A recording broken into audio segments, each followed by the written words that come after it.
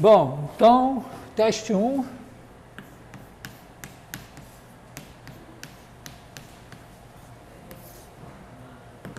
Começamos pelas questões de múltipla escolha, ou pelas discursivas. Não sei, alguma...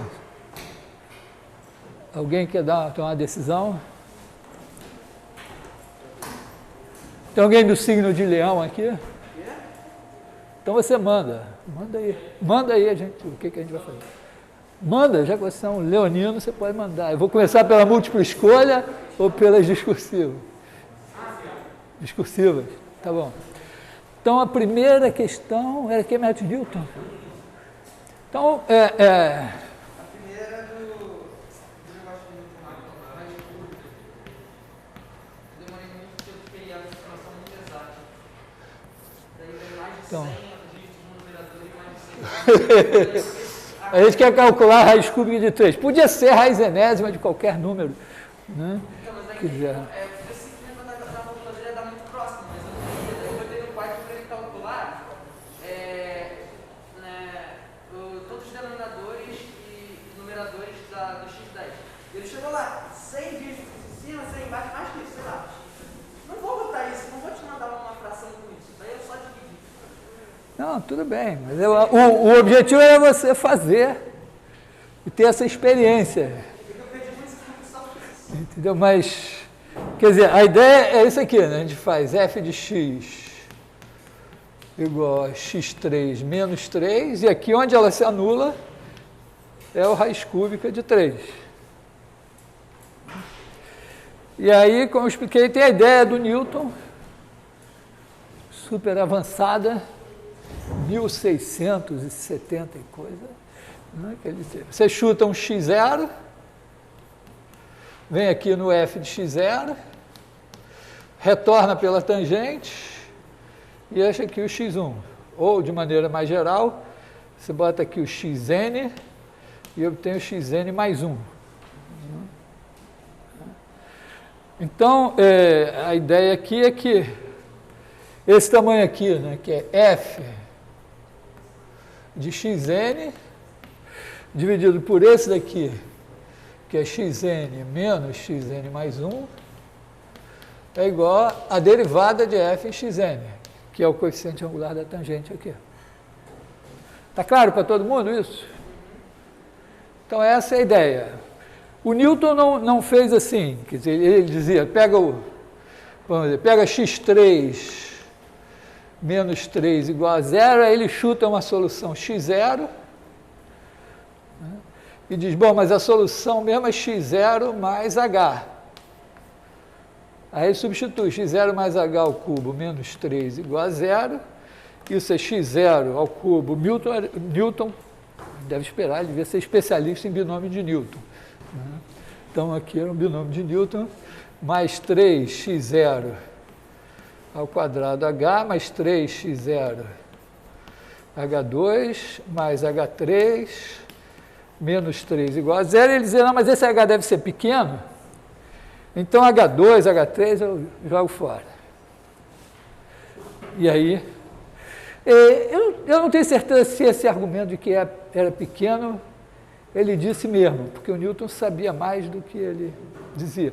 É possível que ele soubesse isso claramente, mas não tenha explicado assim. Tá? Então, porque isso aqui é mais, vamos dizer, não precisa mencionar a derivada. Né? Mas essa ideia é a ideia geral, vamos dizer, pode ser uma f que não seja polinômio e tal, você faz isso.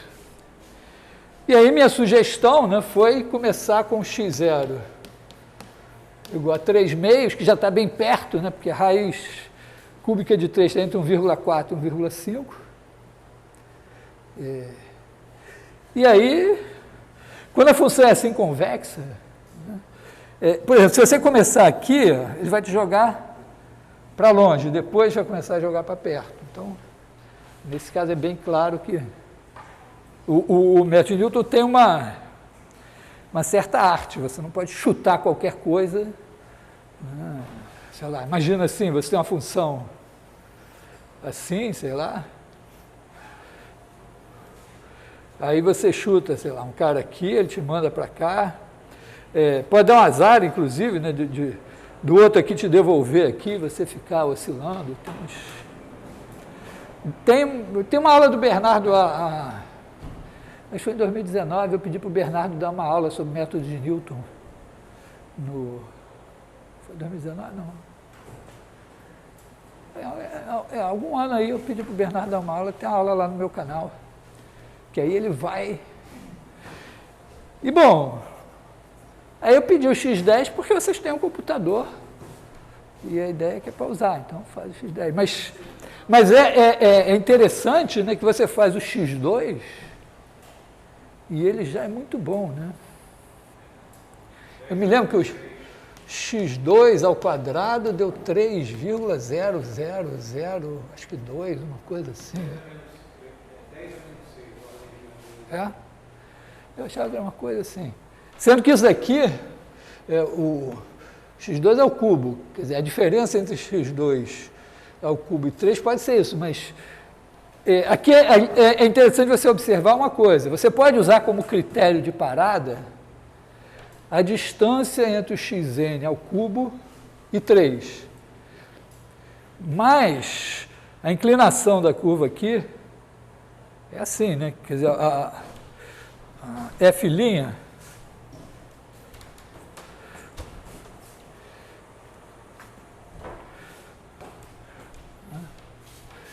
aqui você tem f' de raiz de 3 é igual a 3, raiz cúbica de 3 ao quadrado. Isso, se eu não me engano, é praticamente 6, acho que é um pouquinho mais que 6. Então,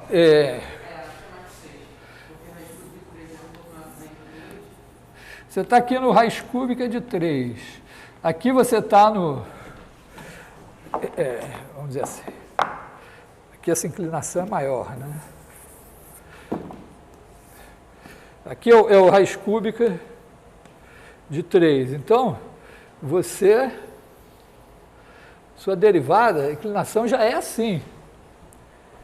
Então, se o cara está aqui, se essa diferença é desse tamanho, essa diferença aqui é um sexto, é menos que um sexto. Tá? Mas...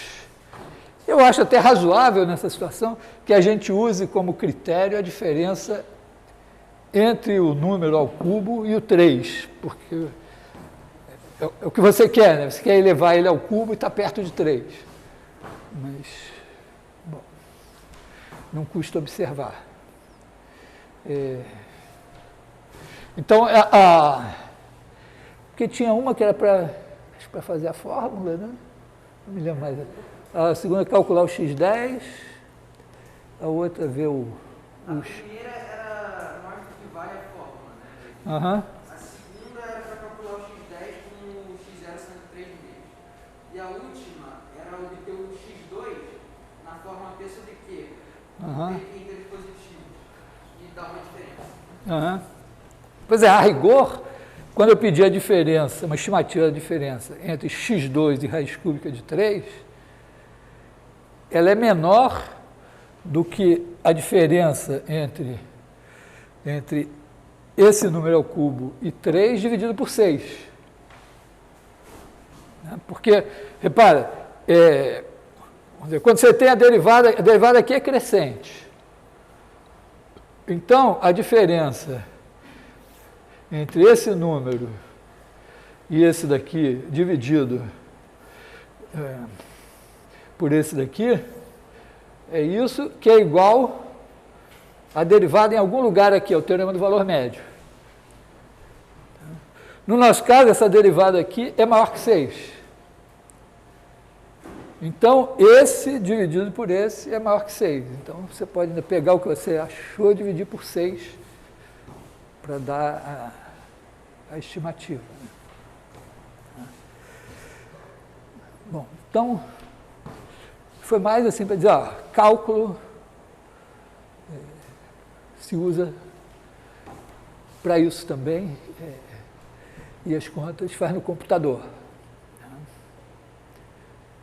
Questões sobre isso assim? Há muitos anos eu vi uma palestra sobre isso, mas era no plano complexo, o cara ia pegar a raiz cúbica, então tinha as 3 raízes complexas e tal. E é super interessante, porque você tem no plano complexo, você tem, vamos dizer, uma raiz cúbica real, outra aqui, forma um triângulo equilátero, e aí você tem um trecho aqui perto, que se você começar, der um chute inicial aqui, você vai para essa raiz. Aqui você tem um outro que você vai para essa outra. Agora, aqui no meio, você começa a ter coisas muito esquisitas. Às vezes, não tem um lugar aqui que você começa aqui, você vai para essa. Um lugar aqui que você vai para essa. Tem um...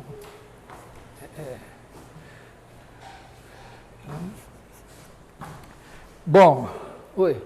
Eu fiz esse método aí eu fiz aquilo que tinha anunciado de pegar x, botar menos f de x sobre f menos x. Aí, tipo, na quarta, já dava um número muito próximo de 3, de raiz cúbica de 3. Aí eu segui fazendo esse, depois da quarta dava o mesmo número. Depende aí de como você está fazendo as contas. Uma maneira de continuar as contas é justamente deixar na forma P sobre Q, porque todos os números envolvidos aí são racionais, né?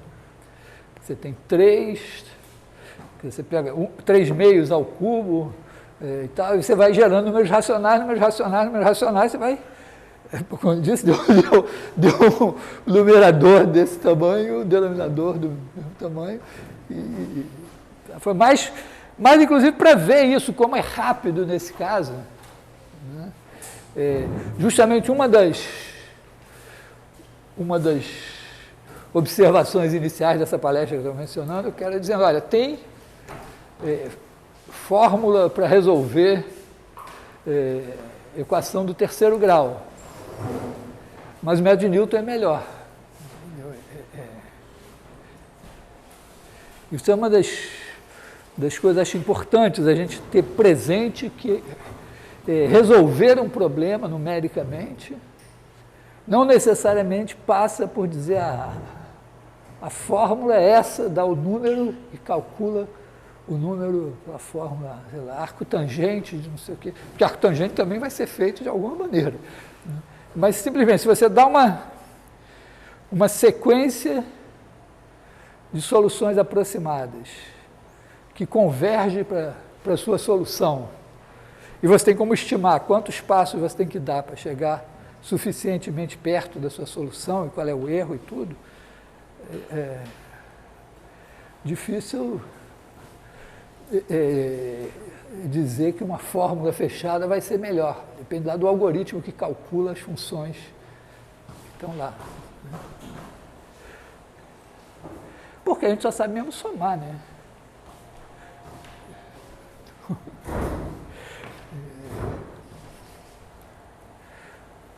Bom, aí a questão 2. Questão 2 era uma questão de traçado de gráfico, né?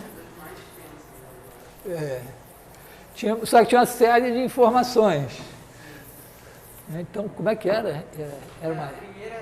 Espera aí, é uma função de RN. Então... derivada segunda em todos os pontos.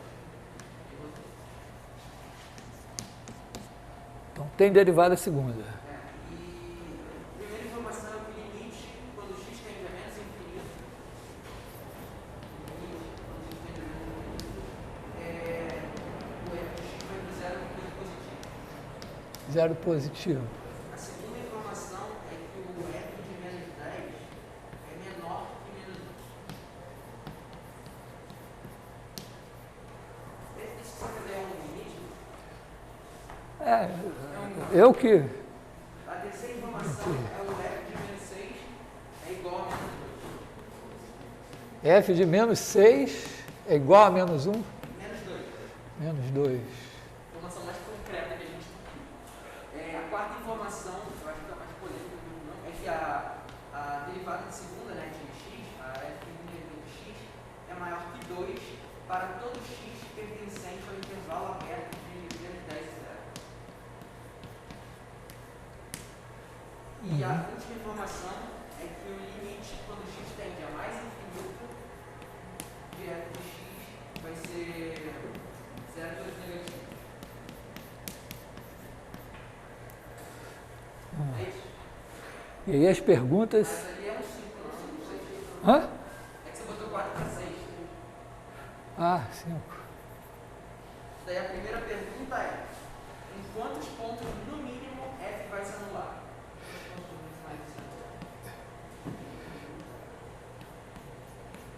O que me deixou mais tenso aí foi o tópico 4, mas eu acho que vai ser lá, 3. Eu acho que a resposta é a B é IF'. Essa é a mesma coisa de IF'. A C é qual é o sinal de F de menos 4? F de menos 4. E a última, que é a D, ele pergunta se é verdade ou não. É verdade que para todo x maior que 0, existe y maior que 0. Quer dizer, maior que x, tal que f' de y é menor que 0?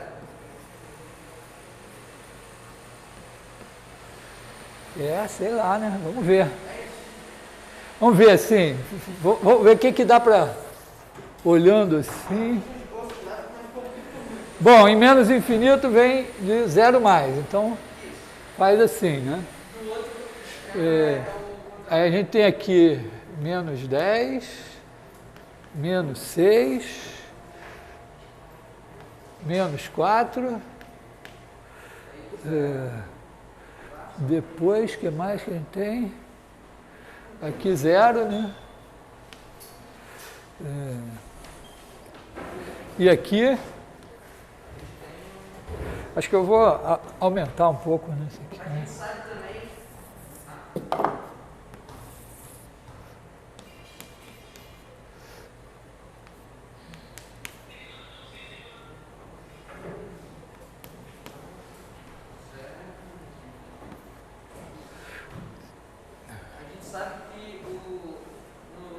Tem a segunda derivada. Então, f de 10... Bom, aqui vamos botar assim, né? Aqui tem o menos 1. Então, f de 10 está aqui para baixo. F de 6 é menos 2. Temos esse ponto aqui.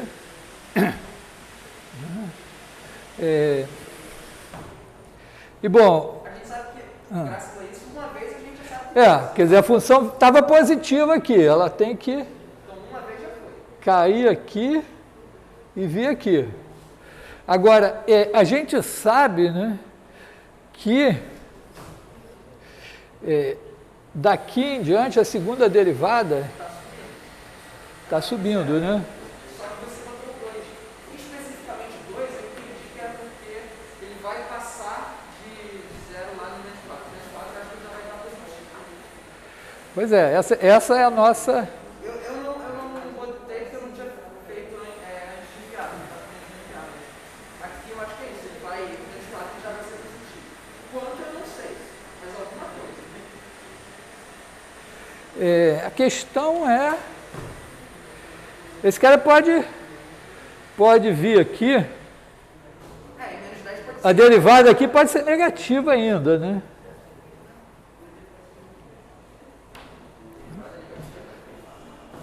Porque em f menos 6 é menos 2. Né?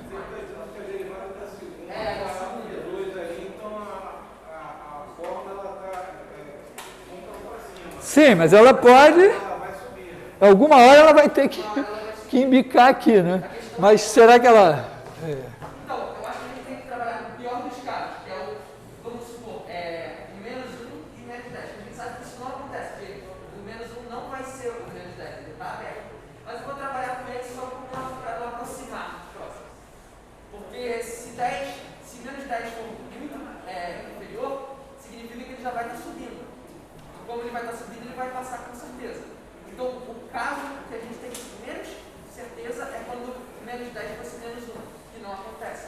Mas se eu trabalhasse com ele e desse certo, significa que daria certo. Oi.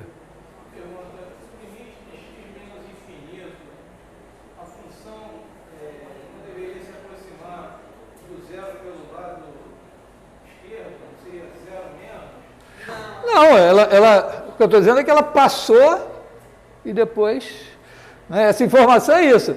Ela veio positiva e alguma hora ela tem que vir aqui porque ela ficou negativa, mas ela pode fazer isso. Né?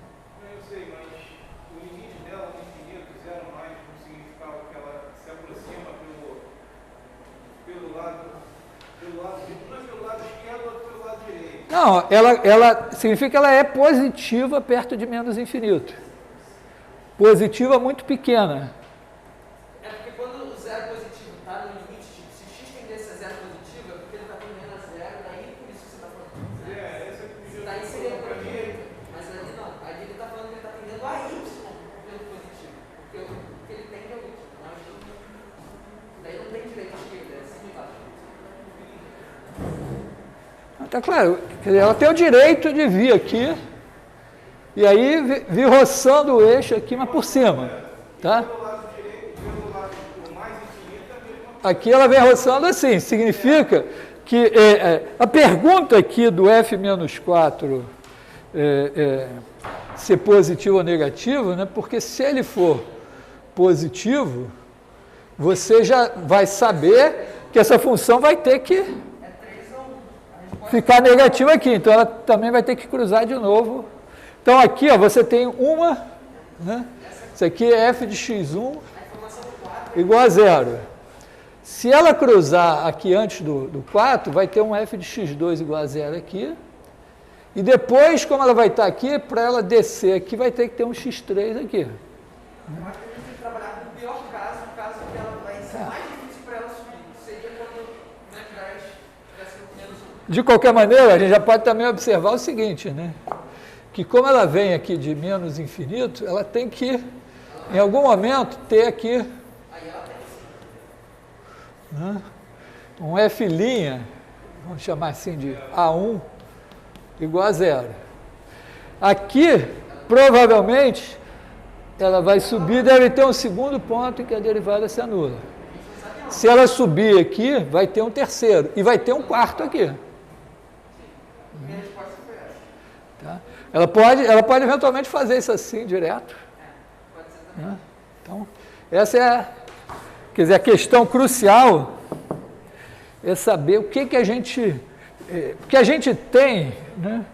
A ideia é mais ou menos a seguinte, né? Se você sai... se eu saio aqui de um ponto, P0, com a velocidade v maior que v0 em todo o trajeto aqui, então eu vou passar além, né, vamos dizer aqui no tempo t0, vamos chamar aqui P1, tempo t1. Então, entre t0 e t1 eu tive velocidade maior que v0. Então, esse tamanho aqui tem que ser maior que t vezes v0, tá? Já que eu estou com velocidade acima disso. Eu acho que a gente tem que fazer um limite, meio que um limite para essa derivada do ponto menos 6 menos 2. Eu faria uma reta entre o ponto menos 10 menos 1 até o menos 6 menos 2. E com certeza a derivada vai ser maior que isso. Pois é, você vai ter algum ponto, ó, você tem isso aqui.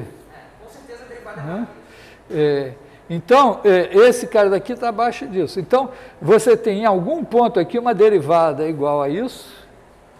Tá? Quer dizer, aqui, ó, você tem uma coisa assim, vou exagerar um pouco.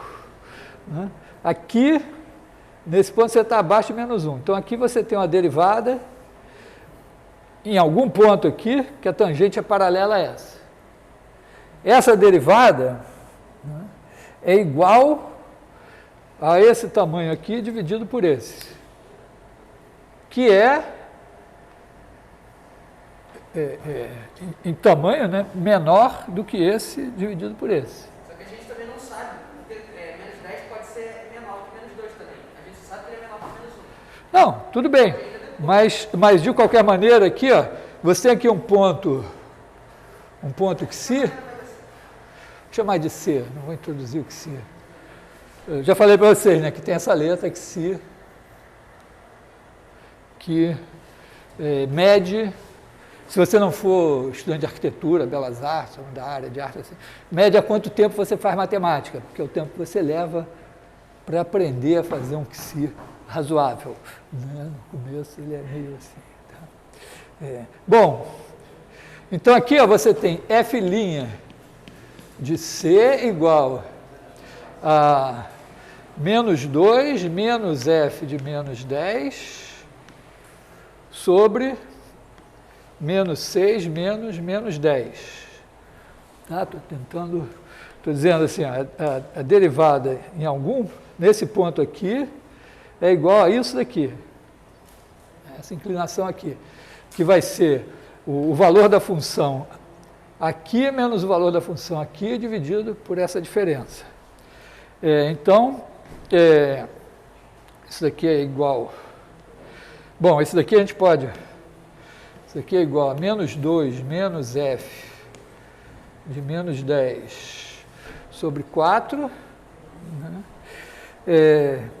E esse cara daqui é menor que menos 1. Então, isso é menor que menos 2 menos 1 sobre 4, né? Que é igual a menos 1/4. Tá certo? Confira aí que ontem eu tomei uma dose de reforço da vacina da Covid, hoje eu acordei meio com as juntas assim. Então, não acreditem muito em mim aqui hoje. Aliás, não acreditem em mim nunca, né? Tá certo? A única maneira de você ficar ligado na aula é saber que eu estou mentindo. Sempre. Tá? Então, você tem um ponto aqui em que a derivada é menos 1/4. Ele pode estar em qualquer lugar aqui. Então, talvez a gente possa dizer assim, a partir do fato de que... E a derivada aqui é crescente, ó, porque a derivada segunda é maior que 2. Então, a derivada em menos 6 é maior que menos 1/4. Então, o pior aqui, né, seria... Quer dizer, você tem aqui f duas linhas de menos 6 é maior que menos 1/4.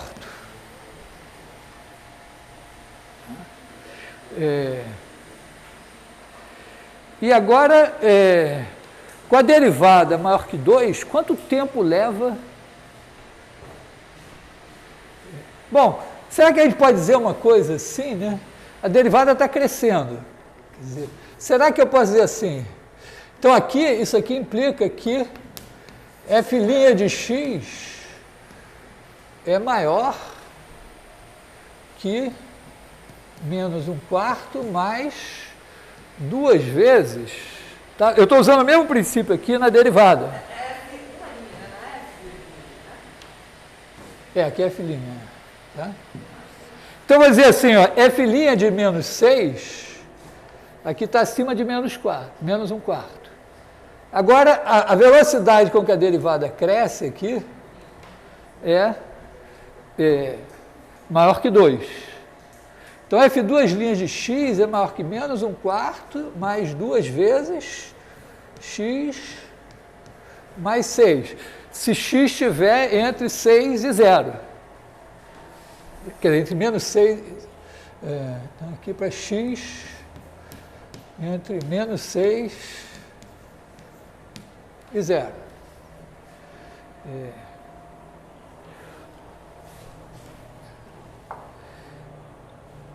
Será que já dá para... Bom, eu apostaria, né, que, então, na pior das hipóteses é isso. Se eu agora passar para f, né, o que eu posso dizer para f de x?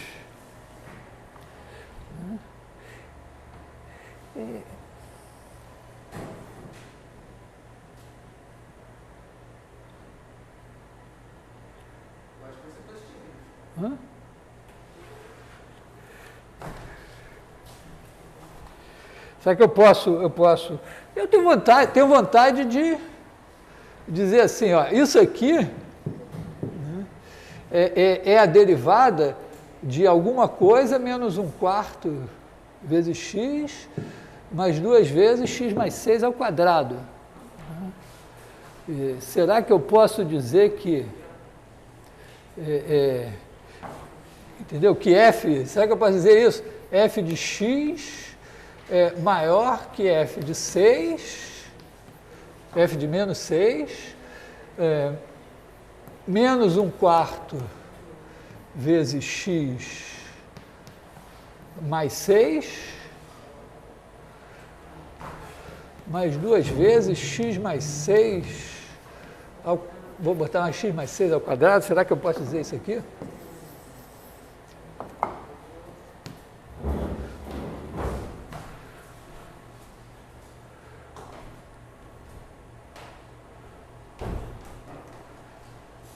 Se der isso, vamos ver, se der isso, eu substituindo menos 4 aqui, daria menos 2. Entendi o que você fez, você entendeu e tal. É.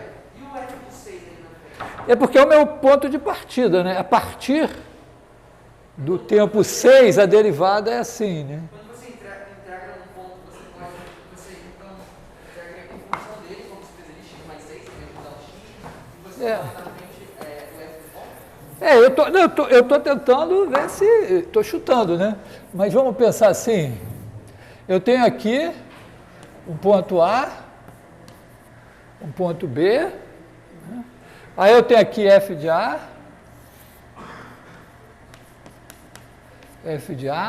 e eu tenho que f' de x é maior que alfa mais beta x menos A, para x entre A e B.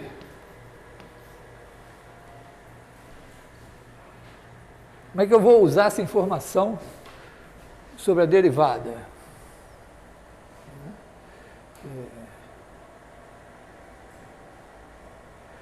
Se a derivada, ou seja, eu estou dizendo, na verdade, estou dizendo o seguinte, imagina que f' de x seja maior que g' de x para x entre A e B.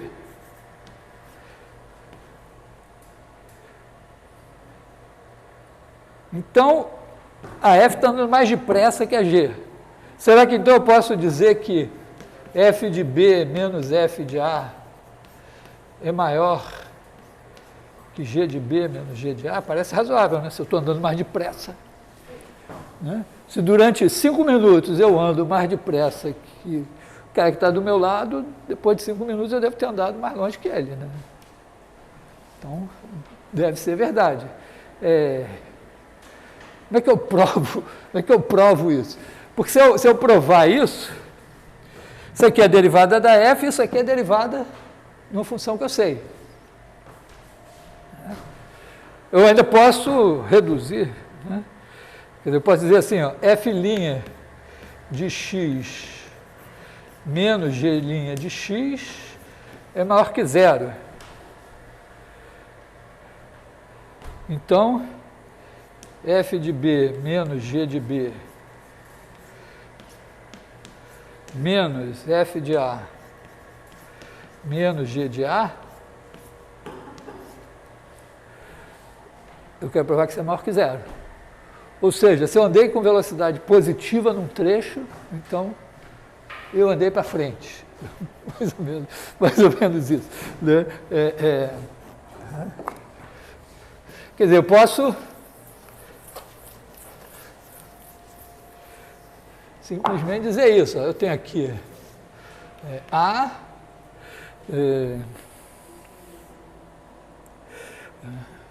então eu chamo de H, né? Então H de x igual a f de x menos g de x, né?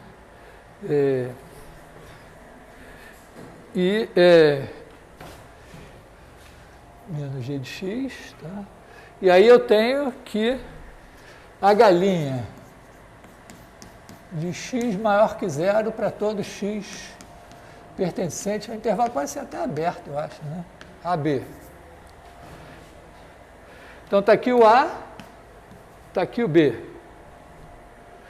Se f de B fosse menor que 0, eu estaria fazendo alguma coisa assim, E aí eu teria uma tangente com inclinação negativa. Então, o teorema do valor médio me garante que f de b é estritamente maior que zero, porque se fosse zero, eu ainda teria um cara com derivada zero, e aqui eu estou com estritamente maior. Né? Então, f de b é maior que zero. Então, no nosso caso lá, f de x é maior que, não me lembro mais, f' de x é maior que menos 1/4 mais 2 vezes x mais 6, se não me engano. Né? Porque se f de b fosse menor que zero, eu teria alguma coisa assim, e traçando essa corda aqui, eu tenho uma tangente, eu sempre tenho uma tangente paralela à corda, é o teorema do valor médio. É um teorema assim que você olha e diz, poxa, mas ele garante isso, né? Então aqui, ó, eu tenho que, essa daqui é a minha gelinha.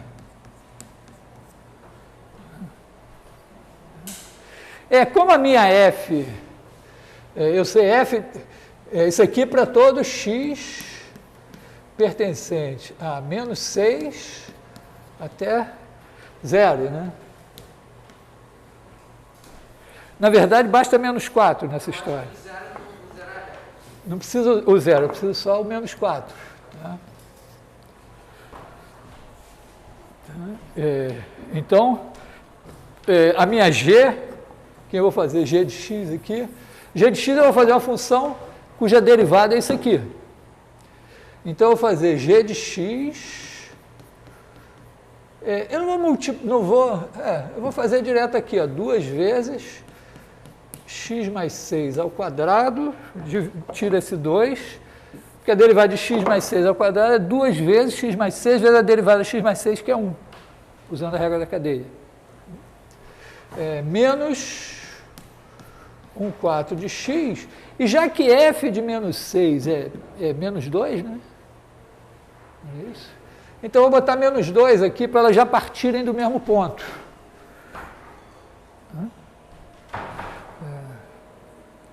E aí eu concluo, né, como f' de x é maior que g' de x. Tá? Eu reduzi a essa figurinha aqui a demonstração de que, bom, se um anda com a velocidade maior que a do outro, então ele chega mais longe que o outro.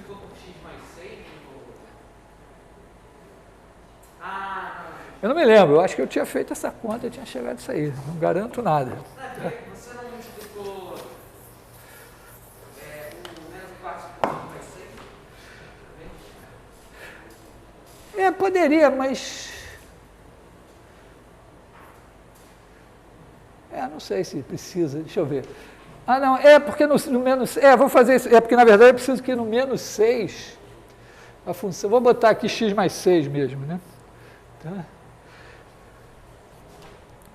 Eu vou botar aqui x mais 6, e aqui eu boto mais 2, porque aqui a derivada disso vai dar menos 1/4 também. Só que quando eu fizer x igual a menos 6, isso zero e fica 2. Como eu tinha posto, não ficava 2, menos 2. Né?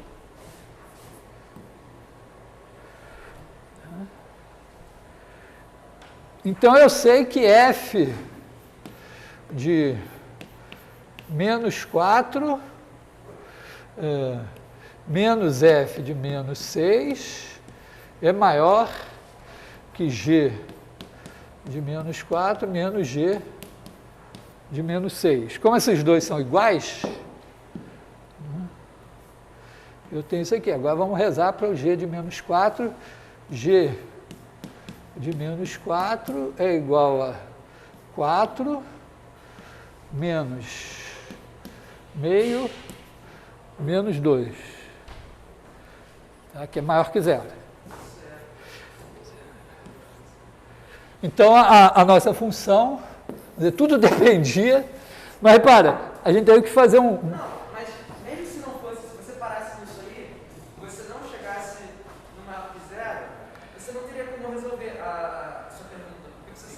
ser maior, mas não o quanto maior. Você saberia que f de menos 4 é maior que g de menos 4. Sim, mas a questão, na verdade, né? A minha questão era, eu tinha isso aqui, eu venho assim, vou assim aqui, aí eu desço aqui, aqui é o menos 10, aqui é o menos 6, e aqui está o menos 4. Né? E aqui eu estou em menos 2, aqui eu estou abaixo de menos 1. Mas essa informação da segunda derivada é tão poderosa que eu mesmo aqui assim eu ainda vou subir e vou estar aqui positivo. Só que depois eu tenho que aparecer aqui embaixo para ir para zero negativo. Então, eu necessariamente vou ter que... Tá? Então, f de x igual a zero. 1, 2, 3. Pelo menos, é claro que a função... Aqui eu não sei nada. Oi. Nesse caso, a derivada segunda teria 4 raízes. Sim, o mínimo seria 4. Da primeira... Ah, para a derivada, né? A derivada primeira. Derivada primeira, tem uma aqui, outra aqui, em algum lugar, outra aqui e outra aqui. Então, é f de x igual a zero. Hã? 3 soluções, pelo menos. Mas assim, o senhor colocou menos 2 ali na g de x como ponto inicial. Né? Ali na g de x, quando você está na defesa ali. Sim. Mas poderia não ser menos 2? Poderia, mas ia descontar de qualquer maneira, né? Tá, porque é a diferença. O que eu quero saber, aqui eu estou em menos 2. Então, isso aqui, independente de qual seja o valor que eu vou colocar aqui, constante, a diferença dessa função em menos 4 para ela menos 6, em menos 6 vai ser a mesma. Né? Se eu acrescentar uma coisa aqui, sobe, desce, então é sempre a mesma. Se ela é menor do que essa que eu tenho que ver aqui, então eu quero saber se ela é ou não, né, maior que esse menos 2 aqui.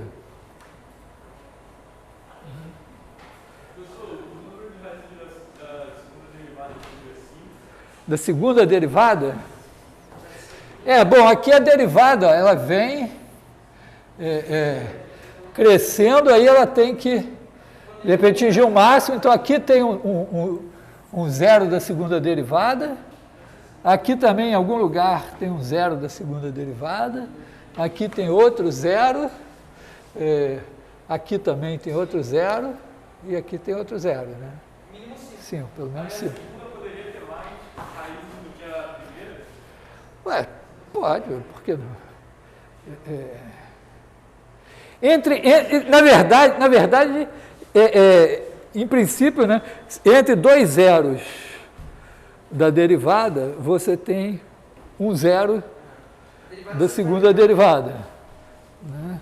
Como entre dois zeros da função, você tem um zero da derivada. Mas você pode ter um camelo com muitas corcovas. Né? Tá? Então, aqui 3 soluções, pelo menos, f' de x igual a 0, 4. C positivo.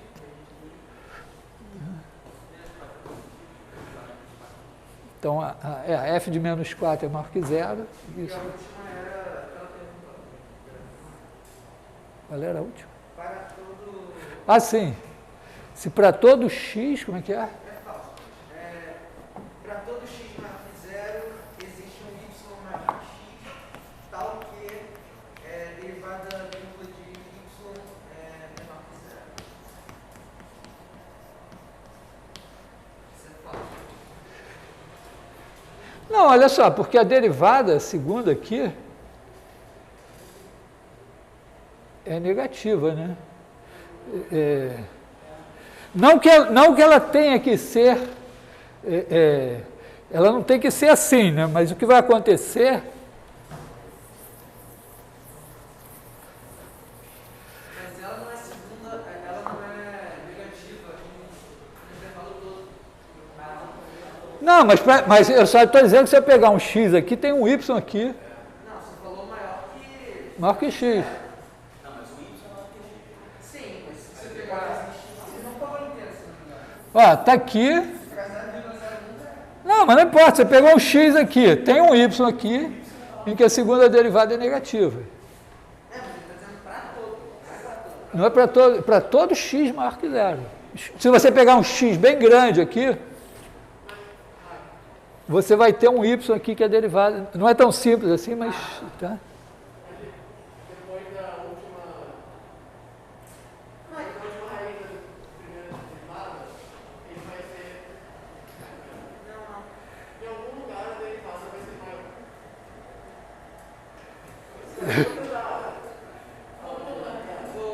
Você falou ali que tem uma derivada segunda ali, que são 5 derivadas segundas. Tem um ponto ali, ó, que você pegou, ele tem uma concavidade, ó. Sim, aqui. Esse é um ponto. Então, aqui a segunda derivada era positiva. Aí ela é positiva. Depois Daqui para frente, ingenuamente, eu diria, daqui para frente ela é negativa. Não necessariamente é verdade. sim, para todo vai ter uma negativa. Então, se... ponto de inflexão ali entre aquele ponto inferior e a assintótica dali. só que eu só quero observar que pode não ser tão simples assim. Né? Sim, ué, se eu estou calculando f de y, é um número real. Não tem nenhuma lei que obrigue os elementos do eixo horizontal a serem chamados de x. Sabe que antigamente tinha uma coisa assim que não batizava a criança se não tivesse o nome de santo, né? Eu tenho o meu antigo dentista, o nome dele era Désiré, um nome francês, e aí o padre disse não, aí teve que botar Désiré José para poder batizar. Então aqui, mas isso só lá na igreja, aqui você pode chamar de Y, de bolinha, do que você quiser, tá? Então, a sua questão é a seguinte, ó, mas olha só, está negativo e está indo para zero. Pode fazendo assim, ó. Mas o que não pode acontecer é da derivada segunda ficar menor ou igual a zero para sempre. Porque se não tiver, se a partir de um certo ponto não tiver y com segunda derivada menor que zero, significa que a segunda derivada é maior ou igual a zero. E aí é o seguinte, né, você está num ponto aqui, a sua derivada pode ser qualquer coisa, né? Mas, se a sua derivada segunda for sempre igual a zero, você vai para menos infinito, então não vai poder ser, né? Mas você tem um ponto aqui, certamente você tem um outro ponto aqui, e aqui no meio você tem um ponto em que a derivada é positiva. Aí desse ponto aqui com derivada positiva, eu sei que daqui para cá a segunda derivada é maior ou igual a zero, o pior que você vai fazer é andar aqui em linha reta e você vai passar do eixo do x. Então você não vai tender para zero por valores negativos. Tá? Então, pode acontecer esse fenômeno que eu estou dizendo aqui, a derivada fica positiva, negativa, positiva, negativa, positiva, negativa, mas não dá para ela ser sempre positiva daqui para frente. Tá? Importante assim você saber que... Por isso que eu falei que a minha primeira versão, essa aqui, é muito inocente. Tá? Pensando que Eu me enrolei na hora, eu tratei não como fora do x, mas eu tratei tipo, no par do x para ele ver. Se tem um x, não vai. Eu me enrolei nessa hora. eu botei essa questão discursiva porque no ano passado ela era uma questão de múltipla escolha. e eu dava os testes, e as questões de múltipla escolha eram tão difíceis que eu nunca chegava no dia da resolução a fazer alguma questão discursiva. Então, eu promovi ela discursiva para poder fazer alguma discursiva. Embora o nosso chefe lá, foi embora, tenha decidido que ia começar pelas discursivas.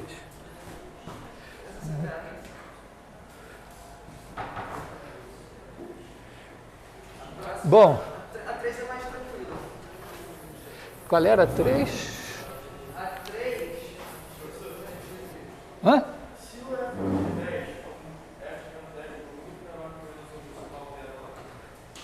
Não, porque não importa, porque eu comecei de menos 6. Então, se o f de menos 10 estiver mais aqui para baixo, né, eu só vou ganhar, porque aqui ó, eu vou ter algum ponto aqui onde a derivada já é positiva. Então, eu já vou chegar em menos 6 com derivada positiva.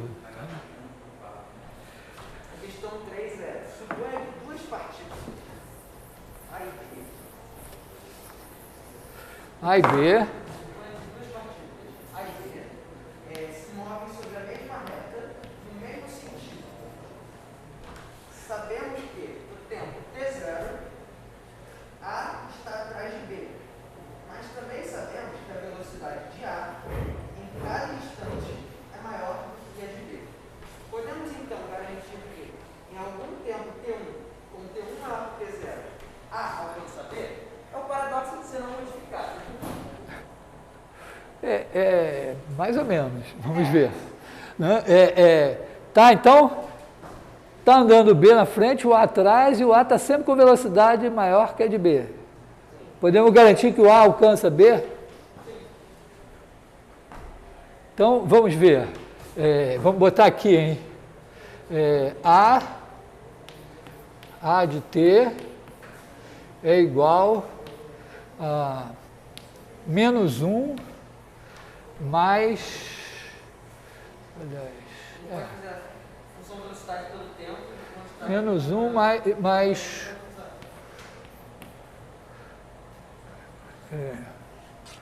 1 sobre... Não, menos 1 sobre T, né? Menos 1 sobre T. T maior ou igual a 1. B de T igual a 0. T maior ou igual a 1. Vou fazer o gráfico aqui. Então, no tempo 1, bom, B está aqui, né? B está sempre... Tá, B ele se move aqui no eixo, tá? O B começa aqui e vai ficar parado aqui. E o A começa aqui em menos 1. Aqui está o B, né? Menos 1, aqui está o A. E ele está se movendo assim, está ganhando 1 sobre T é assim, menos 1 sobre T é assim, ó.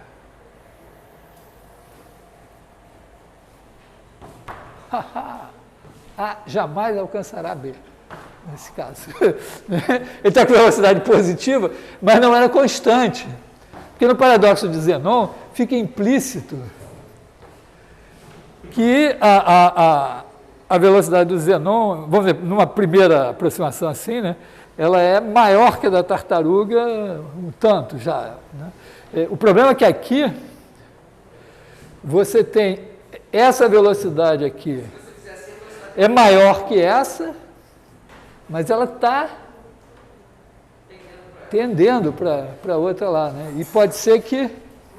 Tá, eu posso somar, se eu quiser, eu posso somar aqui mais T, então a B agora vai andar assim, então B vai andar para cá, com velocidade sempre igual a 1, né? E o A... Né? E o A vai andar para cá, mas a linha de T, então B' de T é igual a 1, a linha de T é igual a 1 mais 1 sobre T2, que é a derivada de menos 1 sobre T, que é maior que 1.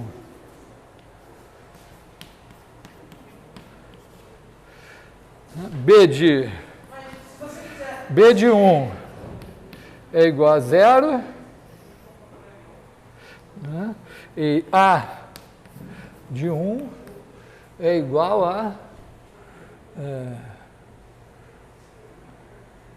menos 1.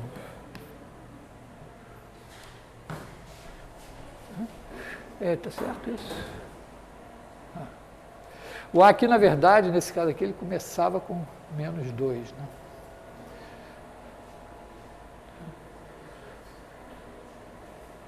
Mas se você fizer desse jeito, a velocidade de A não vai ficar maior que de B para sempre. Vai, para sempre, para todo número T maior que esse número é maior que esse. É porque se tivesse uma diferença maior que um certo tanto, por pequeno que fosse, né, tivesse uma diferença, aí o A, essa diferença garantia que o A ia acabar chegando no B. Mas como essa diferença está tendendo a 0, pode acontecer esse negócio aqui.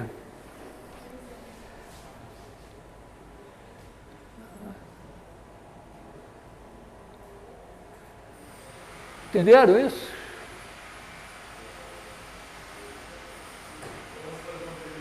Hã?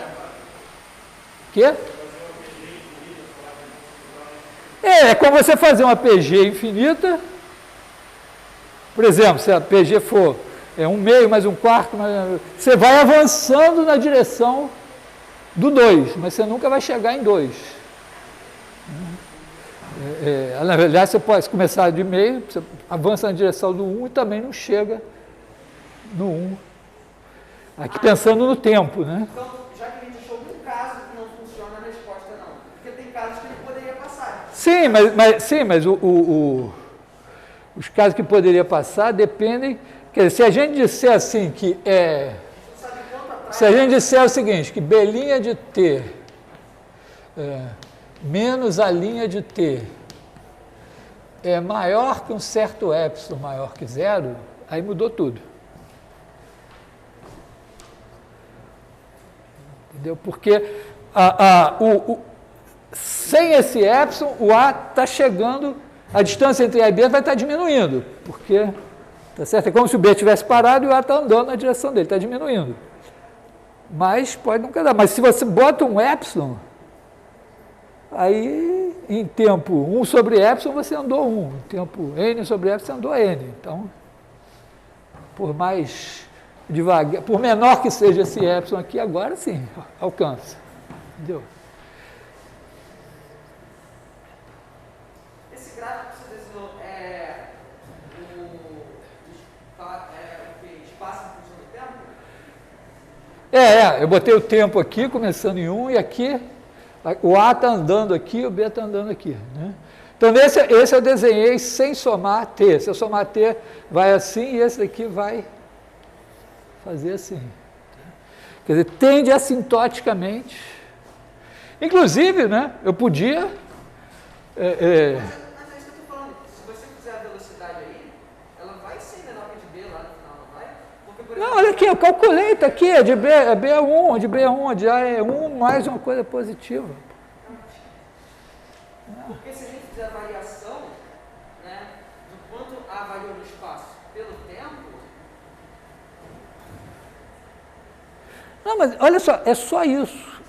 Eu posso ir andando em direção à parede com a velocidade positiva, só que eu vou diminuindo a minha velocidade, mas ela é sempre positiva, de maneira que eu nunca chegue lá.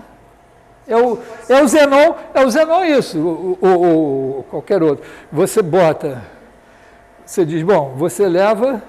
Porque a questão do paradoxo do Zenon e suas variantes é que você confunde o tempo que você leva para realizar cada operação de soma com o tempo real que você anda. Quando você andou 1 metro em 1 segundo, pode ser que você tenha levado 1 segundo para dizer isso. Aí quando você anda mais meio metro em meio segundo, você leva mais 1 segundo para dizer isso, mas você só passou meio segundo para andar esse meio metro, e depois 1/4 segundo. Então você está somando um tempo que está sendo confundido com o tempo de falar. Mas eu posso Né? É a derivada que você fez no começo? Você fez a derivada rápida? Ó, eu defino assim, ó. A é isso, B é isso. Tá? Tempo 1. Então, 1 menos 1, 0. Aliás, aqui era... 1 menos 1, 0. Mais 1. Eu posso botar aqui mais T menos 1, tá? Ah, não, não, tá certo. Pode botar T mesmo, né? Menos 1, menos 1, menos 2, mais 1, menos 1. E esse daqui é T. Tempo 0 é 0.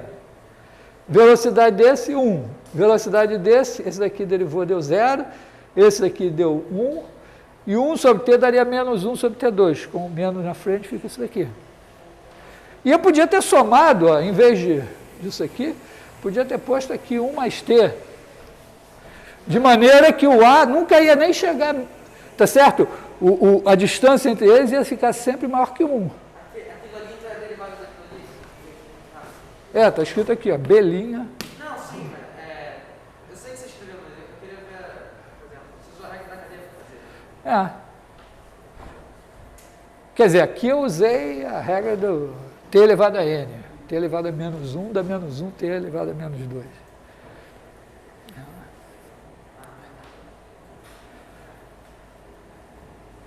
Tá legal? Então, sim ou não? Sim, isso é igual quando a gente faz uma PG infinita, na verdade, né? Que ela tem que convergir.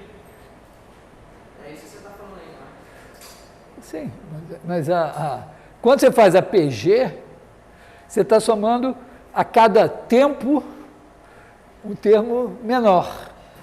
Então, quando você vai para infinito, você está somando coisas menores e aquilo dá uma coisa finita que pode não ser suficiente para chegar lá na esquina. É mais ou menos o que está fazendo aqui. Né?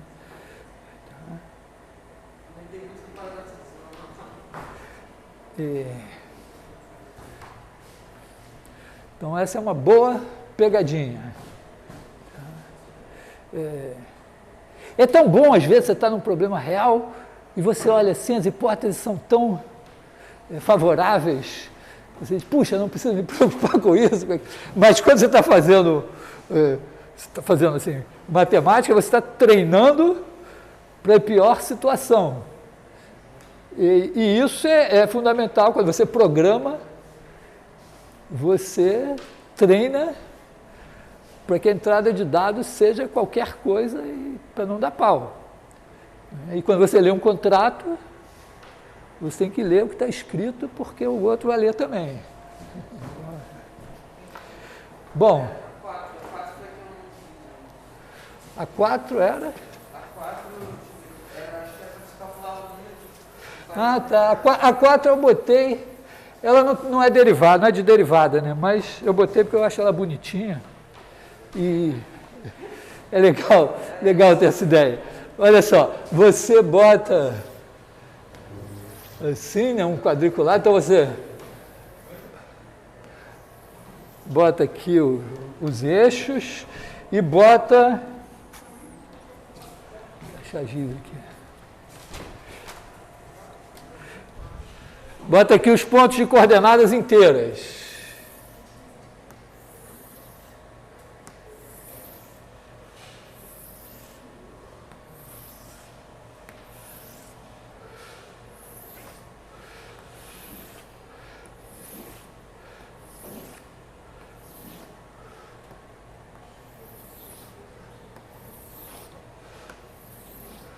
Tem um videozinho no meu canal com essa questão e com a solução.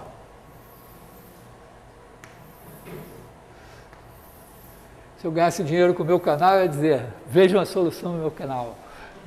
Mas,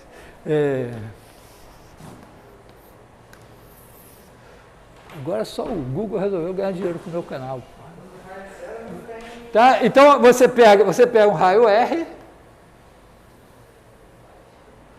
está meio esquisito assim, né?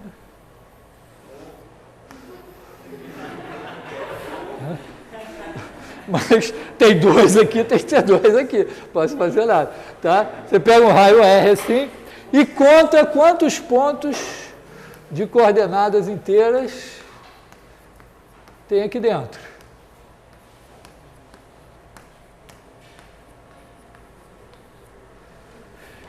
Então, N de R é o número de pontos de coordenadas inteiras dentro do círculo de raio R. E divide isso por R ao quadrado. E pergunta para onde isso tende quando R tende para infinito. Obviamente, tende para π. Certo? Olhando macro assim, né? Olha só, olha bem de longe. Pensando que os quadradinhos são pequenininhos. Isso aqui é mais ou menos uma aproximação. Cada ponto desse, ó, você pode pensar, cada ponto assim, você associa a ele um quadrado. Esse aqui assim. Então, esses pontos correspondem a uma aproximação. Quando você aumenta, você está meio que reduzindo os quadradinhos. Basicamente, é como se você, aumentando o R, você reduzisse. É como se você ficasse com o círculo de raio 1 e os quadrados de raio 1 sobre R. R ao quadrado, só como vai dividir por R ao quadrado, você vai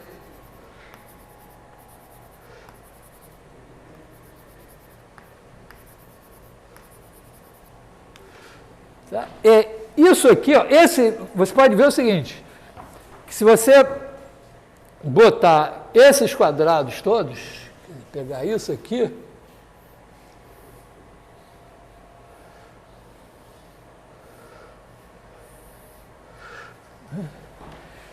esses quadrados, tem aqui todos os quadrados que estão completamente incluídos no círculo, estão aqui. Porque eu estou pensando sempre o quadrado, estou definindo ele pelo vértice inferior esquerdo. Se o quadrado está inteiro dentro do círculo, o vértice inferior esquerdo está dentro do círculo, então ele está aqui. Por outro lado, todos esses quadrados aqui interceptam o círculo, porque eles têm o vértice inferior esquerdo dentro do círculo. Então, aqui tem mais quadrados do que você teria para uma aproximação por dentro e menos do que você tem por uma aproximação por fora. Tá legal? A área de cada quadrado é 1. Mas, se eu disser, olha, aqui, na verdade, em vez de ser 1, é 1 sobre R.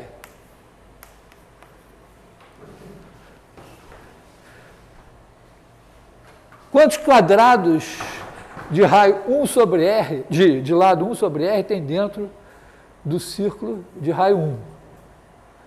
Deve ser o mesmo número que o número de quadrados de raio 1 que tem dentro do círculo de raio R. Né? Multiplicou.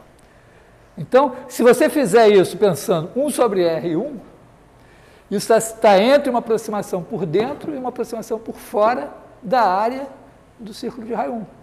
Então, quando R tende a 0, isso tende a π.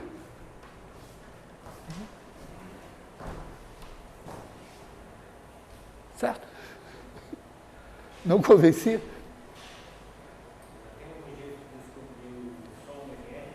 Hã? Cara, eu nunca tentei, não. Eu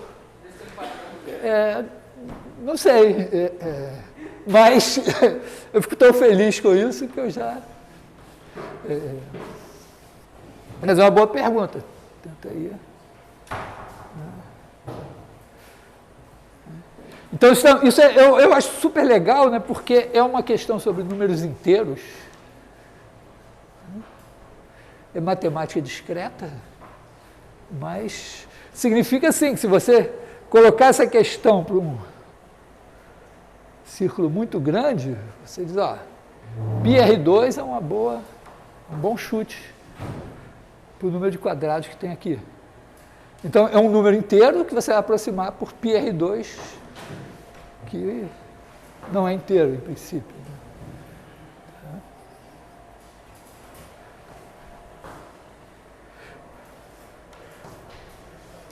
Mas vocês podem ver o filminho lá no canal, com os detalhes da explicação. O detalhe da explicação é esse, né? É que se você trocar 1 por 1 sobre R, então esse número n de R é o mesmo se você considerar o círculo de raio 1. Multiplicando pela área de cada quadrado, você tem n de R 1 sobre R2. E aí você observa que, considerando esses quadrados de lado 1 sobre R2, isso é menos que uma aproximação por fora, que é a aproximação por fora, que são, pega todos os quadrados que interceptam, e mais do que a aproximação por dentro. E as duas, quando o R tende ao infinito, tendem para a área desse disco, que é π. Então, essa que está no meio tende a π também. É mais fácil de falar do que de escrever. Você tem que... Aliás, essa é uma das minhas observações, assim, em matemática, tem coisas que são meio cinematográficas e que você pode mostrar o filme e é mais fácil do que escrever. Então... Oi?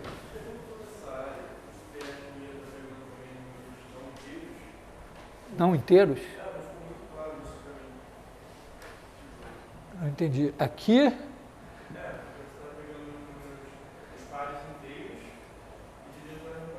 Sim.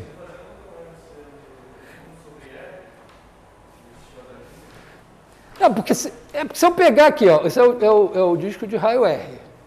Se eu fizer uma mudança de escala, eu disse, agora onde se lê R, leia-se 1. Então, onde se lê 1, leia-se 1 sobre R. Mas o número de quadrados não vai mudar.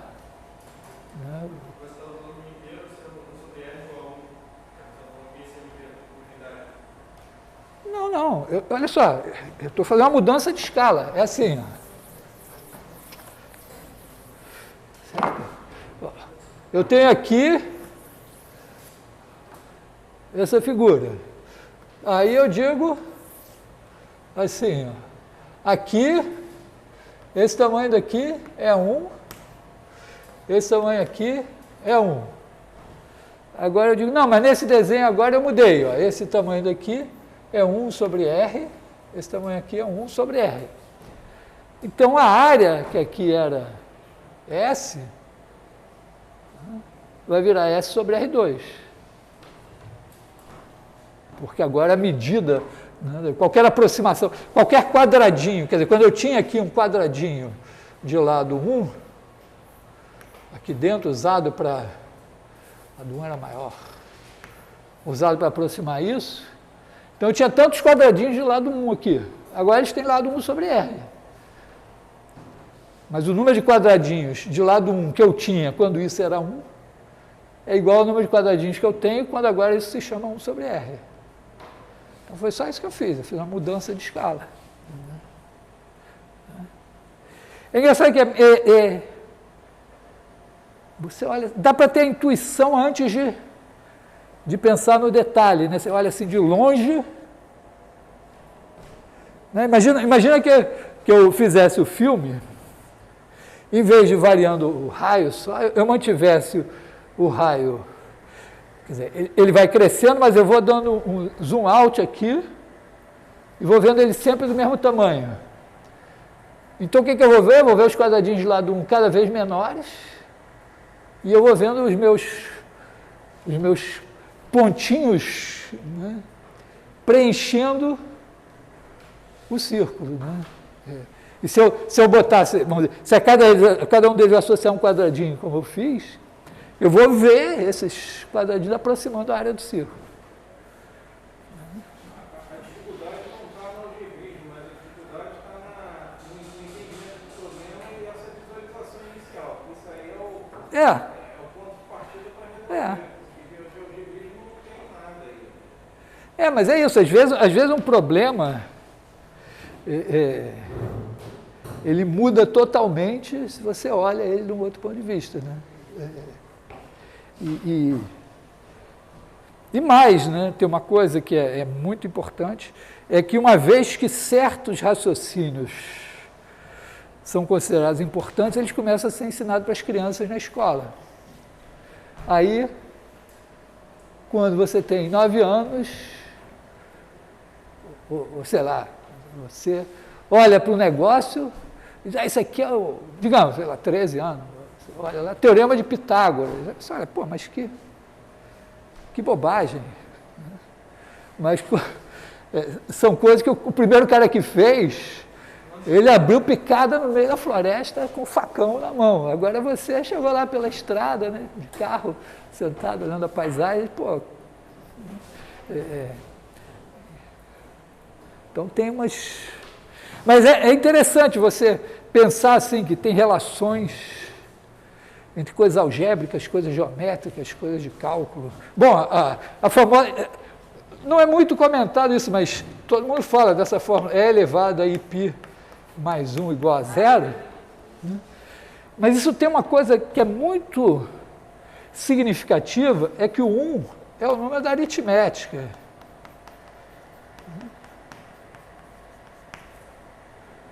O π é da geometria.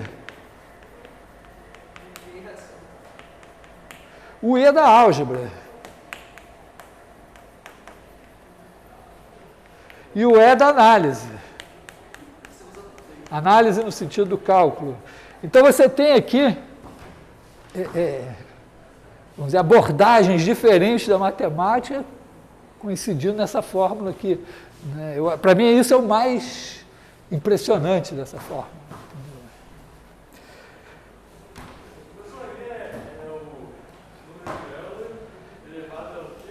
I, π... Não, I é o número imaginário, raiz de menos 1. Raiz de menos 1. Aí, né?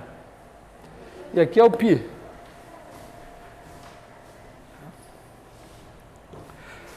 Bom, então fizemos as discursivas. Temos tempo ainda?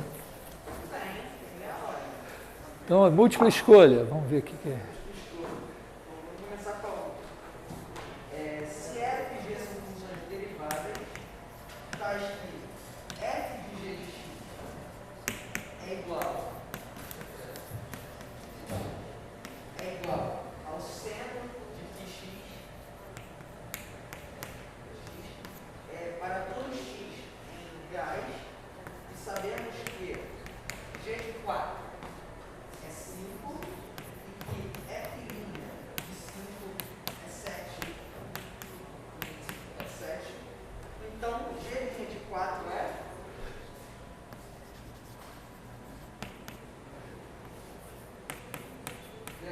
10 opções são 1/7, π sobre 7, π sobre 5 e 1 sobre 7.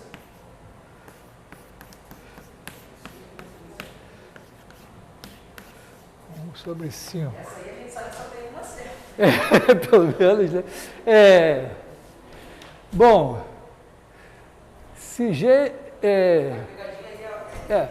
Bom, mas a gente sabe que F' de G de X, G' de X é igual a cosseno de πx, que é derivado do seno, vezes π. Bom, se G de 4 é 5, então se a gente botar I, G', então a gente pode botar x igual a 4, então a gente tem F' de G de 4, G' de 4 é igual a cosseno de 4π vezes π. Cosseno de 4π é 1, né?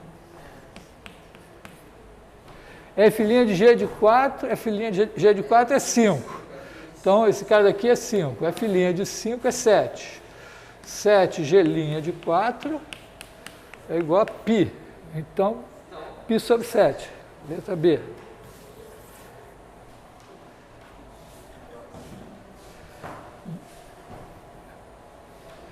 Só tinha que fazer, né? Alguma dúvida?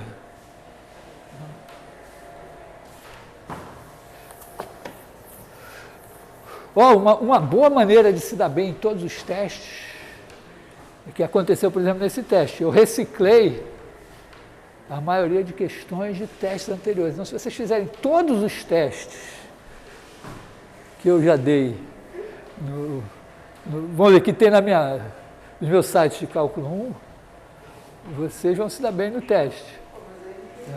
Hã? Não, eu não vou ficar chateado, porque vocês vão ter que estudar para caralho, para estudar todos os exercícios de todos os testes, então vocês vão acabar aprendendo até mais. Né? Embora eu ache assim que o exercício você deve tentar fazer sozinho. Entendeu? Até o momento do desespero. Tá? Se depois de 2 dias você entrou em desespero, aí você diz, não. Aí você apela, vai procurar a solução em algum lugar, pergunta para alguém. Então, seja F de reais em reais, definida por F de x igual a x ao cubo menos 3ax mais 2, 3ax mais 2, assinale as afirmações verdadeiras. A primeira é F é sempre crescente. Para que f de x igual a 0 tenha 3 soluções reais distintas, é necessário e suficiente que isso que eu falei vai ser a C e a D também. Elas vão ser todas começando assim. 3 soluções reais distintas é necessário e suficiente que. Aí a C e a D só vai f de x igual a 0. Tá. C e somente C o quê? No caso da D, vai ser 0 menor que A menor que 1. No caso da C, vai ser menos 1 menor que A menor que 1. No caso da D, vai ser 1 menor que A. Bom, a f é crescente. Então, vamos ver, vamos olhar para a derivada, né? f' de x igual a 3x2 menos 3a. Isso é sempre maior ou igual a 0. Pode se anular, porque... Então, o que a gente precisa aqui? Que x2 maior ou igual a A.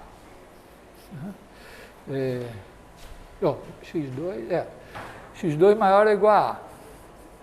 Bom, é a primeira coisa. Então, o A tem que ser maior ou igual a 0. Certo? Não precisa ser maior ou igual a 0. Aliás, desculpa, quer dizer, peraí, não é bem assim, né? x2, vou botar assim primeiro, x2 menos A é maior ou igual a 0. Bom, se é para todo x, né, então se você tiver um A menor que 0, vai ter x. Então, a gente precisa realmente que A seja maior ou igual a 0. Então, primeira condição. Né?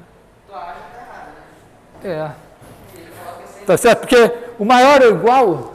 Na equação de terceiro grau, basta, né? Porque você tem você tem a derivada, faz assim, se anula aqui. Só de ser do terceiro grau, você já sabe que ela não vai ser sempre crescente, porque pelo menos no segundo ponto ela vai se anular. Não, isso não impede que ela seja sempre crescente. Tá certo? A derivada, estou dizendo só que a derivada pode se anular, aí ela faz assim. Mas é que a A e a F é sempre crescente, não é verdade? Em algum ponto ela pode até ficar contínua. Então, para ela ser sempre crescente, é preciso que o A seja maior ou igual a 0. Agora, para ter 3 soluções reais distintas, então vai ser preciso que ela faça o seguinte, né? A C a gente já sabe que está errado. Não pode ser. Não, depende, vamos ver, né? Porque você precisa agora mais isso. Tá? Então, você precisa ter 2 raízes, então, na verdade, o A, porque x, com A igual a 0, você tem uma raiz só para a derivada. Tá? Então, agora você tem A maior que 0, porque quando A é maior que 0, você tem a derivada se anulando em menos A, menos raiz de A e raiz de A. Então, A maior que zero. Já. Agora vamos ver mais condição. A condição aqui, ó, esse cara aqui é raiz de A menos raiz de A. E esse daqui é raiz de A. Então, você tem que ter F de menos raiz de A maior que zero. E F de raiz de A menor que zero. Então, o que isso nos dá? Isso aqui vai dar A raiz de A, aliás, menos A raiz de A, né? Vou botar esse cara aqui, menos A raiz de A, mais 3A raiz de A, mais 2, maior que zero. Então, 2A raiz de A maior que menos 2. Então, A raiz de A maior que menos 1. Bom, A raiz de A maior que menos 1 sempre vai dar, né? Se eu não errei nada aqui. Tá? Essa condição aqui, ó, botar em menos raiz de A, vamos conferir. Eu tenho menos raiz de A. Então, o valor da função tem que ser maior que zero. Então, substitui menos raiz de A. Menos raiz de A ao quadrado dá A. Vezes menos raiz de A dá isso aqui. Aí eu tenho menos 3... Opa, aqui tem um A que eu botei a mais, né? Menos 3... Aqui era só menos 3. Ah, não, eu estou substituindo a filinha. Não, está certo. Era aqui. Era aqui que eu estou substituindo. Né? Então, menos 3A vezes menos raiz de A. Mais 2 maior que zero. Então, somou aqui 2A raiz de A maior que menos 2, divide por 2A raiz de A maior que menos 1. Como A já é, supostamente, maior que zero, essa é a condição até agora, isso não diz nada, né? Se você botar os dois lados ao quadrado. Hã? E se você botar os dois lados ao quadrado? Que dois lados? Aí. Mas se eu levar ao quadrado, não mantém a coisa aqui. Bom, aqui, olhando para o raiz de A. Então, F de raiz de A. Então, isso aqui até agora estamos com A. Condição até agora é A maior que zero. Então, F de raiz de A menor que zero. Então, vai dar A raiz de A menos 3. O A maior que zero para derivar tem duas raízes. Eu preciso de duas porque eu preciso botar uma cor. Se eu tiver uma raiz só, ou se eu não tiver raiz, ela vai ser sempre positiva, porque ela é uma coisa do segundo grau, para o termo de maior grau positivo. Então, ela subiria. Se tiver uma raiz, ela faz assim, mas continua crescente. Então, o A tinha que ser maior ou igual ao que zero. Agora, para ter... mas espera aí. A minha F é crescente, né? Se a minha F é crescente...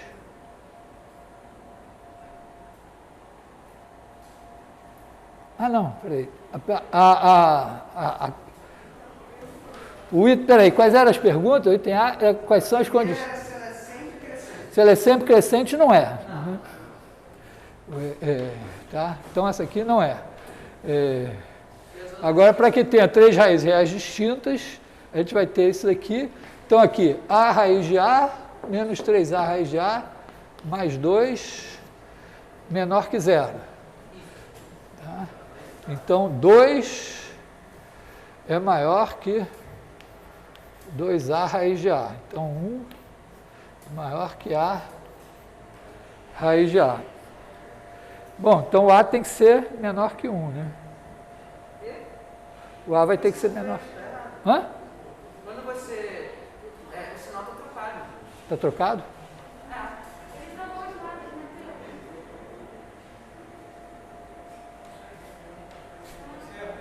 Não, tá certo, ele está certo aqui, ó. aqui era assim, né? Eu passei para cá, mas ficou 2 menor que 2 raiz de A. Então, 1 é menor que A raiz de A. Então, A é maior que 1. Né? Porque a condição, eu tinha a condição A maior que 0, agora eu tenho a condição A maior que 1. Né? Então,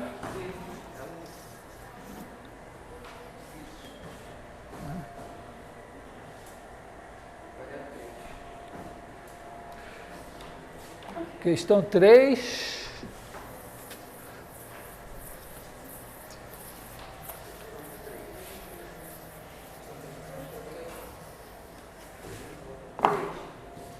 Sejam A e B números reais com A menor que B e F é uma função do intervalo aberto de A e B, né? Aberto em A e aberto em B. Nos reais, uma função derivada em todos os pontos do intervalo, do mesmo intervalo está aí, né? Aberto em A e aberto em B. Podemos então afirmar que se F é estritamente crescente no intervalo AB, né? Então F' de x é maior que 0 para todo x no intervalo. No mesmo intervalo.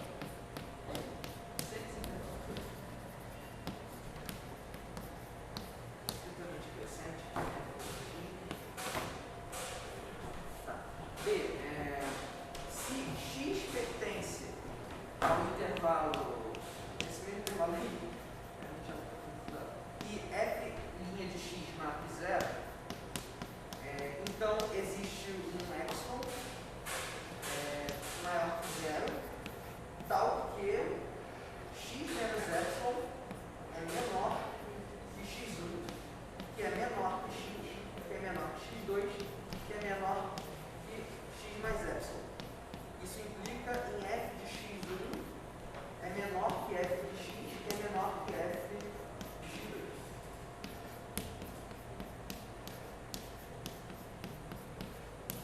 A C, se f' de x é maior que 0 para todo x nesse intervalo, então f é estritamente crescente nesse intervalo. E a D,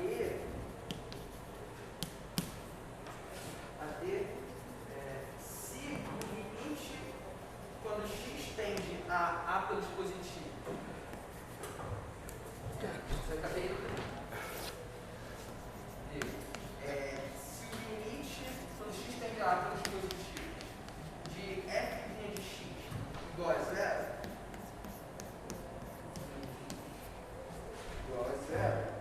e f' de x maior que 0,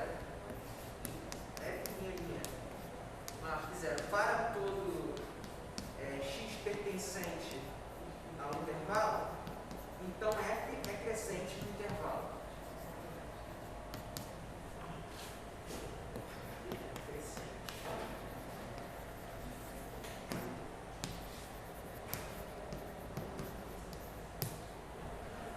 bom, 1. Conhecemos a função f de x igual a x3. Ela é estritamente crescente. Né? Certo? Se A é maior que B, A ao cubo é maior que B ao cubo, seja A e B positivos, negativos e tal. Mas a derivada se anula em 0. Então essa aqui é falsa. Temos um exemplo que nós tínhamos acabado de ver. Né? Você tem uma coisa do terceiro grau. Qual a função que você deu? x3. Você tem uma função do terceiro grau, ela vem assim, a derivada se anula e ela continua crescendo. Então, na verdade, esse ponto que a derivada se anula, né, do lado de cá a função está abaixo dele e do lado de cá está acima. Mas Então, isso é considerado estritamente Não, estritamente, o que é crescente? Crescente. Crescente. O que ela é crescente? Se o alfa é menor que beta, então o F de alfa é menor que F de beta. Como você às vezes chama de crescente, você bota um menor ou igual aqui, então você quer enfatizar que aqui é menor, você diz estritamente crescente. Então, se você me apresentar dois números, alfa e beta, tal que o alfa é menor que beta e alfa ao cubo não é menor que beta ao cubo, o meu exemplo estará errado. Não, eu entendi que quando você falou isso estritamente, você estava se referindo que ele ia crescer sem que houvesse queda de crescimento, sem que ele parasse. Não, mas crescente é isso. A função cresce. Hã? Isso é importante quando você fala, né, você tem que ter as definições têm que estar claras. Aliás, eu já vou ensinar uma coisa para vocês que isso é um problema, né? Nos contratos, as coisas têm que estar claras e todo mundo tem que estar de acordo com o que está escrito aqui. E o contrato mais complicado é o de casamento, em que é um contrato de duas vias, uma está escrita em russo, a outra em chinês, e o que está escrito na via em russo não é igual ao que está escrito na via em chinês. Então, prestem bastante atenção. Né? Então, aqui é isso. Se a gente não está de acordo sobre as definições, aí... É porque, estritamente, significa que ele só faz isso, não faz outra coisa. Então, estritamente crescente, ela... Estritamente crescente não precisa ter derivada, não precisa nada, só cresce. Se ela para num ponto, se ela deixa de crescer num ponto, ela não está crescendo. Ela fingiu que ia parar de crescer, mas ela continuou crescendo. Né? Foi aquela, né, você freou, o sinal abriu, você tirou o pé do freio e continuou. Então foi, na verdade não chegou a... É meio assim, é como se eu estivesse dizendo, teve velocidade zero, mas não parou. Porque, tá certo? Está aqui, ó, zero, aqui, ó, a derivada é zero, mas qualquer ponto menor que zero, a função está abaixo de zero, aqui está maior. Então é isso. Só temos que estar de acordo que crescente significa isso, estritamente crescente significa isso. Tá? Eu entendi que, por exemplo, estritamente não poderia ter nenhum ponto que ela ficasse estagnada. No caso aí tem zero. Não, tudo bem, se você quiser dar outra definição, estou dizendo que a definição padrão de estritamente crescente é essa. Então, esse está fora. Esse daqui é interessante. Ó. Agora você tem um x em que a derivada em x é maior que zero.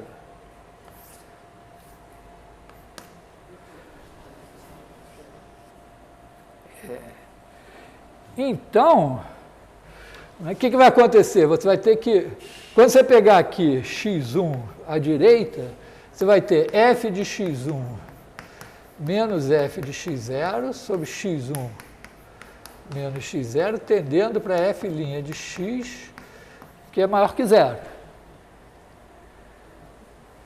Então, significa, vamos dizer assim, que o f' de x está aqui, e o f de x1 menos f de x0 sobre x1 menos x0 pode até estar menor.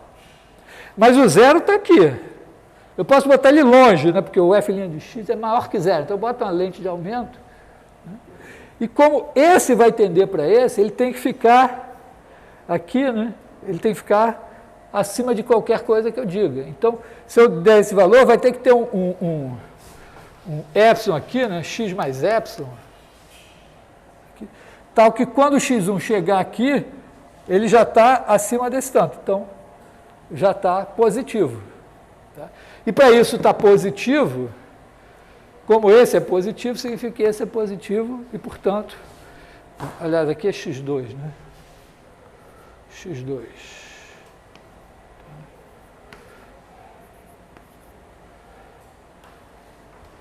E do lado de cá, ó, quando você botar x1 aqui, você vai ter f de x1 menos f de x0 sobre x1 menos x0. Como ele vai ter que chegar perto desse aqui, ele vai ter que ficar positivo.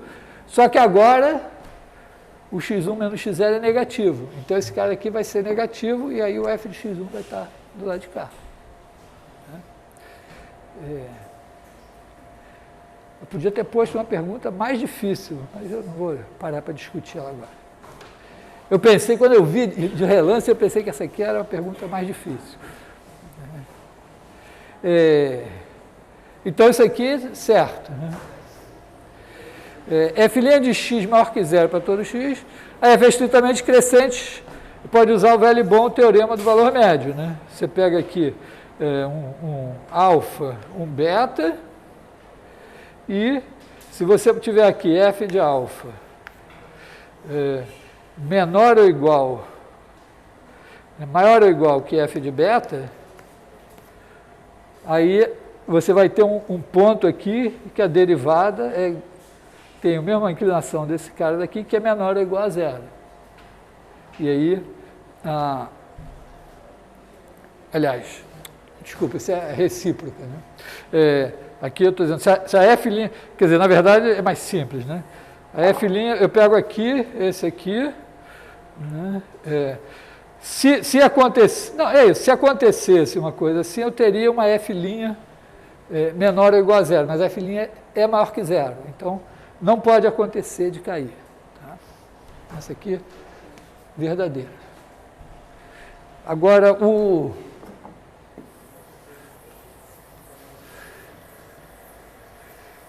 esse aqui, quer dizer, você tem derivada, tem aqui o intervalo AB, a função tem segunda derivada positiva. Então, se a segunda derivada é positiva, a derivada é crescente. Então,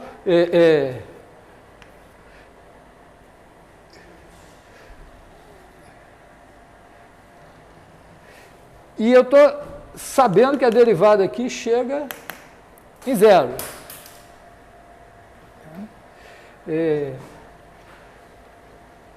Então, se eu tivesse... Então, eu tenho pontos arbitrariamente próximos de zero aqui com a derivada. Né?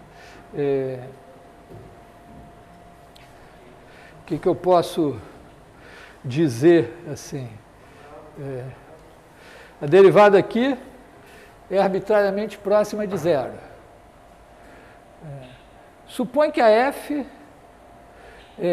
não seja crescente em AB. Então, tem algum lugar, tem aqui um ponto alfa, um ponto beta, esse cara aqui aqui eu não falei estritamente, né?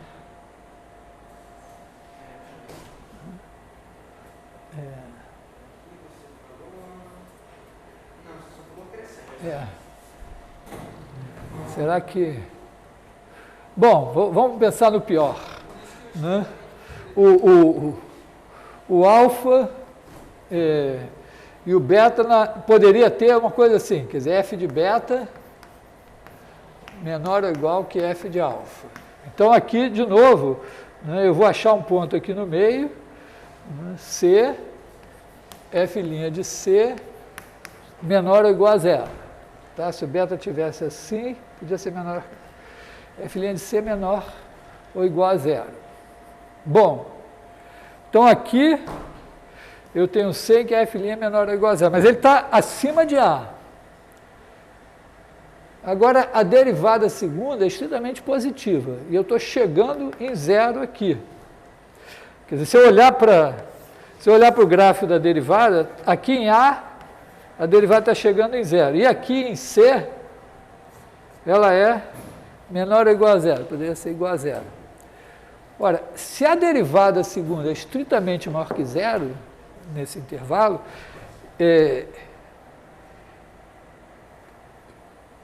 eu poderia simplesmente dizer, bom, não importa se a derivada aqui existe ou não, eu posso pensar que ela é zero aqui, porque ela fica contínua. Então, eu tenho a função contínua que vale zero aqui, zero aqui, ou menos do que zero aqui. E, por conta disso, seja ela como for, tem um ponto aqui no meio em que a derivada dela é zero. Só que essa função é a derivada. Então, tem um ponto em que f duas linhas de d é menor ou igual a zero. Mas a f duas linhas é sempre maior que zero. Então, isso não pode acontecer. Tá? Então, ela tem que ser crescente. Eu fiz a hipótese que ela não era... Primeiro, eu fiz a hipótese que ela não era crescente. Aí, achei um ponto em que a derivada era menor ou igual a zero.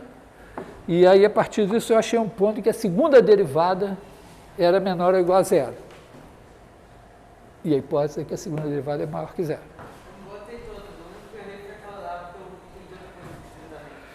Então, isso aqui é verdade também. Né? Temos tempo? Como é que é? 5 minutos. 2 questões. Questão 4.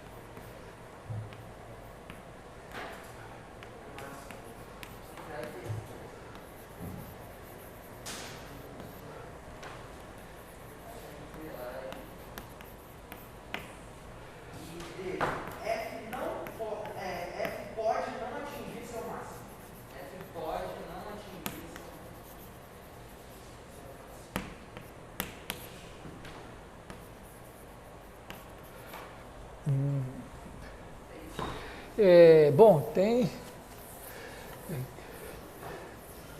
partes meio cascudas aqui. Bom, a primeira, né? A gente pensa assim, bom, atingiu o máximo, a derivada é zero. Mas, no caso, quando o intervalo é fechado, né? Você pode atingir o máximo aqui na extremidade e a derivada não ser zero. Né? Também, a f duas linhas, né, pode ser assim e pode ser assim. Então, a f duas linhas pode ser positiva ou negativa. Né? Bom, se f de A é igual a f de B, pode ser assim, né? Não atinge o máximo aqui dentro. Então, também é falsa. E a D também é falsa. Quer dizer, quando o intervalo é fechado... Mas aí, esse aqui é um teorema mais cascudo. Quer dizer, toda função contínua, ela, no intervalo, se ela é contínua no intervalo fechado, ela atinge seu máximo. Por exemplo, se o intervalo for aberto, não. 1 sobre x, por exemplo, entre 0 e 1. Pode acontecer isso. Quer dizer, justamente, como essa aqui, teria o máximo na extremidade. Só que você abriu, ela não tem mais máximo. Ou pode nem ser limitada, né? Ela pode... Tá? Mas quando o intervalo é fechado, sempre atinge o máximo. Isso é um teorema que a gente tem que demonstrar oportunamente.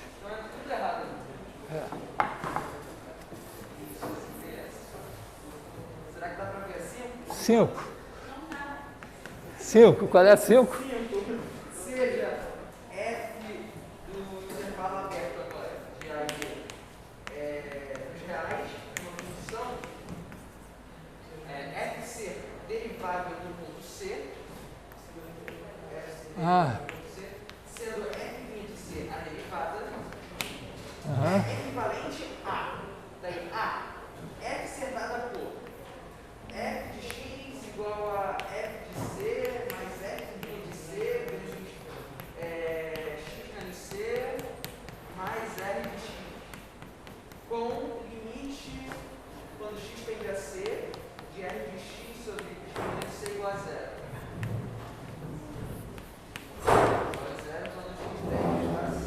Essa é verdadeira. É verdadeira. Essa é tudo verdadeira.